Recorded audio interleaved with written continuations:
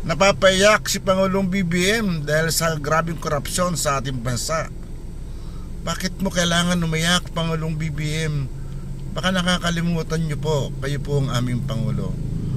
Kailangan yan, yung makita ng taong ikaw ay umiiyak. Wala kaming masasandalang tibay ng isang leader kung luha ang ipapakita mo sa amin. Bakit hindi ka magalit, magmura ka? Nagawa mong palitan bilang Senate President si Escudero. Bakit hindi mo magawang palitan na Speaker si Martin Romualdez? At pasampahan mo na ng kasong plunder si Congressman Saldico na nagtatago ngayon sa Amerika. Gawin mo ito, Pangulong BBM. Magpakita ka naman ng yagballs bilang Pangulo. Hindi luha ang kailangan namin. Ang kailangan namin, matibay, matapang, may desisyon na Pangulo. At hindi iyakin Pangulo.